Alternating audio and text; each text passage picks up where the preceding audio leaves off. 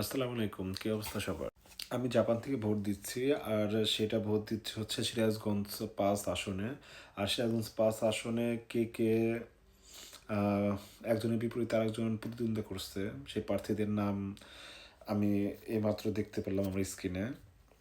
সেটা হচ্ছে নুরুন নবী, ইসলামী আন্দোলন বাংলাদেশ। তার গ্রামের বাড়ি হচ্ছে গাড়ামাসি, বেলকুচি, সিরাজগঞ্জ। আর উনি আছে হচ্ছে হাতপাখানিয়া। দ্বিতীয় নম্বরে আছে মোহাম্মদ আকবর হোসেন, জাতীয় পার্টি।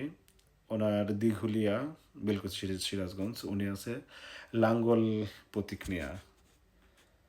3 নম্বরে আছে মোহাম্মদ আমিরুল ইসলাম খান, বাংলাদেশ জাতীয়তাবাদী দল বিএনপি। তার বাড়ি হচ্ছে তামাই, বেলকুচি, সিরাজগঞ্জ। আর উনি হচ্ছে ধানের শীষ প্রতীক নিয়া। মোহাম্মদ আলী আলম, বাংলাদেশ জামাতে ইসলামী। তার বাড়ি হচ্ছে বিশ্বাস বাড়ি, ভাঙ্গা বাড়ি, বেলকুচি, সিরাজগঞ্জ। উনি হচ্ছে দাঁড়িপাল্লা। আর 5 নম্বরে আছে মোহাম্মদ ইউসুফ আলী, গণ অধিকার পরিষদ, জিওপি। আর তার বাড়িও তামাই, বেলকুচি, সিরাজগঞ্জ। আর উনি হচ্ছে ট্রাক মার্কায়। আর সবচেয়ে 6 নম্বরে যে আছে মোহাম্মদ মতিয়ার রহমান, বাংলাদেশ কমিউনিস্ট পার্টি। তার বাড়ি হচ্ছে গারামাসি, বিলকুচি, সিরাজগঞ্জ।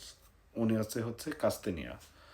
এখন আমি যেহেতু ভোট দেব, আমি চাবো যে আমার এলাকা, আমার সিরাজগঞ্জ ৫ আসন, আহ, যে এলাকা আছে বেলকুচি এবং চৌহালি থানানিয়া, এটা কে ভালো করতে পারবে, উন্নয়ন করতে পারবে, আমি তাকে ভোট দেবো। আমি প্রতীক দেখে ভোট দেবো না।